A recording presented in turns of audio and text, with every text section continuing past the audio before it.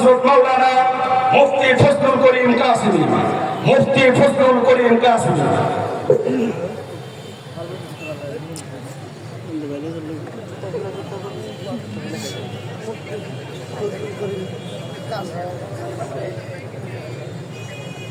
আসসালামু আলাইকুম ওয়া আলাইকুম আসসালাম। হেফাজতে ইসলাম বাংলাদেশ সিংগাইর উপজেলা কর্তৃক আয়োজিত আজকের এই গণসমাবেশের সম্মানিত সভাপতি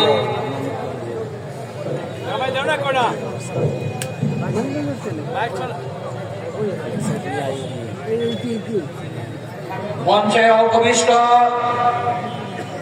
হেফাজতে ইসলাম বাংলাদেশের কেন্দ্রীয় নেতৃবৃন্দ, স্থানীয় সংগ্রামী জনতা,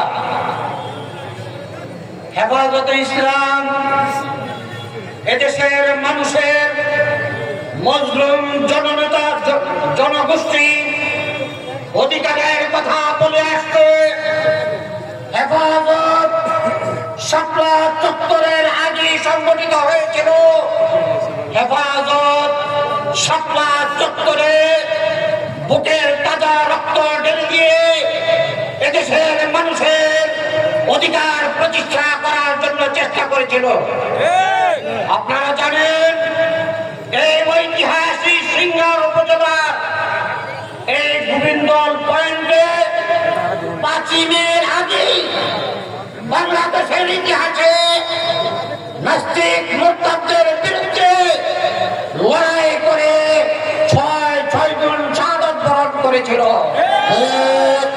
এই শহীদদের কবর জিয়ারতের জন্য সর্বপ্রথম হেফাজতের কেন্দ্রীয় কমিটির পক্ষ থেকে আমি আমার সাথীদেরকে নিয়ে এই শহীদদের কবর জিয়ারত করেছিলাম এবং গুরুতর আহত সংগ্রামী ভাইদের চিকিৎসার জন্য আমরা দোয়া নিয়ে এসেছিলাম। সংগ্রামী তৌহিদি জনতা, এই হেফাজত জালেম শাহী খুনি হাসিনার জন্য আতঙ্ক ছিল। যেখানে হেফাজত সেখানেই হাসিনা সরকার জুলুম নির্যাতনের স্টিম রোলার চালিয়েছিল। কোথায় হাসিনা? কোথায় হাসিনার সেই গুন্ডা বাহিনী?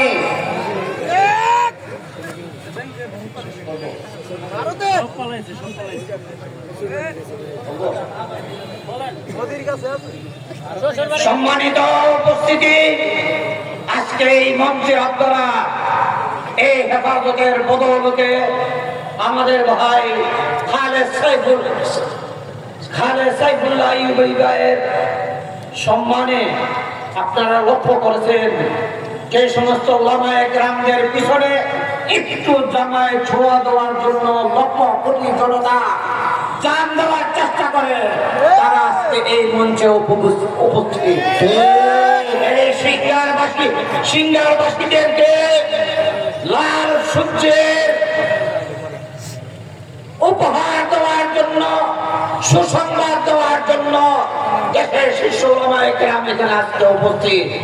আমি আমার শেষ কথা বলতে চাই, কোন জালিম শাহীকে আগামী দিনে বাংলাদেশের রাজ সিংহাসনে আর দেখতে চাই না।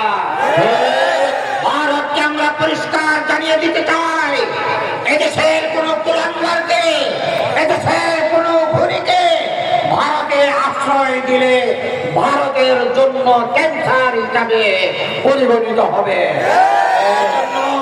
আমাদের দেশের খুনিদেরকে আমাদের হাতে সুপর্দ করুন। তার যে পাওনা দাওনা আছে সেগুলি আমরা কড়ায় গন্ডা হিসাব করে আমরা দিব ইনশাআল্লাহ।